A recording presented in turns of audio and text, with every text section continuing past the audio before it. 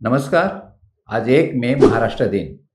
65 वर्षापूर्वी 1960 साली असंख्य आंदोलनं, बलिदान आणि लोकशक्तीच्या जोरावर संयुक्त महाराष्ट्राची स्थापना झाली. पण आज 65 वर्षानंतर प्रश्न पडतोय, आपण कुठे आहोत? नमस्कार, मी राजेश सावंत, प्रहार न्यूझीलंडमध्ये आपलं स्वागत करतो. ही तीच भूमी आहे जिथं ज्ञानेश्वरांनी अध्यात्माचा दीप लावला, तुकारामांनी भक्तीची वाट दाखवली, शिवरायांनी स्वराज्याचं स्वप्न उभं केलं आणि फुले शाहू आंबेडकर कर्वे यांनी सामाजिक समतेचा पाया रचला. संयुक्त महाराष्ट्राच्या स्थापनेवेळी 1960 मध्ये यशवंतराव चव्हाण यांनी एक स्पष्ट दिशा दिली. कृषी, औद्योगिक समन्वय आणि शेतकरी, कामगार, सरकारी नोकर वर्गाचा विकास. परंतु नंतर काय झालं? 60-70च्या दशकानंतर शेती कोलमडली, औद्योगिक वाढ थांबली, सेवा क्षेत्राने उचल घेतली, पण समाजात एक नवी तफावत निर्माण झाली. शहर श्रीमंत आणि ग्रामीण भाग उपेक्षित. मुंबई, पुणे, नाशिकच्या विकासाचा त्रिकोण तयार झाला, पण मराठवाडा, विदर्भ, खानदेश, कोकण हे त्रासदायक वास्तवातच अडकले. समाज रचना बदलली.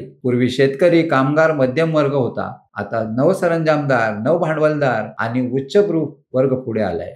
मोबाईल, इंटरनेट आणि AI या 3 गोष्टींवर आज महाराष्ट्राचं नियंत्रण आहे. पण कायदा सुव्यवस्था ढासळले, शिक्षणाची गुणवत्ता घसरली, पाण्याचा प्रश्न गंभीर झालाय, विद्यापीठांचा दर्जा घसरलाय. जिथून देशाला नाटकं, चित्रपट, साहित्य मिळालं, त्याच महाराष्ट्रात आज कलावंत उपेक्षित आहेत. समाजातील विचारशीलता मावळत चालली. आजच्या महाराष्ट्राला गरज आहे नवीन सामाजिक आणि आर्थिक दृष्टिकोनाची, समतेवर, न्यायावर आधारित, तंत्रज्ञानयुक्त, सर्वसमावेशक विकासाची. महाराष्ट्राला गरज आहे एका दूरदर्शी कार्यक्रमाची. भविष्यामध्ये कोणत्या दिशेने जायचे, कसे जायचे याचा पक्का कृती कार्यक्रम आखून त्या दिशेने वाटचाल करण्याची वेळ अजूनही गेलेली नाही. सगळ्यांना विश्वासात घेऊन हे करणं शक्य आहे. तितका समंजसपणा अजूनही महाराष्ट्रात नक्की आहे. मराठी मनगटांमध्ये तितकी ताकद अजूनही आहे. गरज आहे दिशा देण्याची. इतिहासाच्या केवळ गप्पा मारून उपयोग नाही, त्यातून शिकून उभं राहायचं असतं. इतिहासातून प्रेरणा घ्यायची असते, त्यातील चुकांमधून काहीतरी शिकायचं असतं. हे ओळखलं नाही तर येणाऱ्या पिढ्या आपल्याला माफ करणार नाहीत. आज राज्य स्थापना दिवस, तर आता तरी जागा व्हायचं का, असा आत्मपरीक्षणाचा हा क्षण आहे. तुम्हाला काय वाटतं? नक्की कमेंट करून सांगा.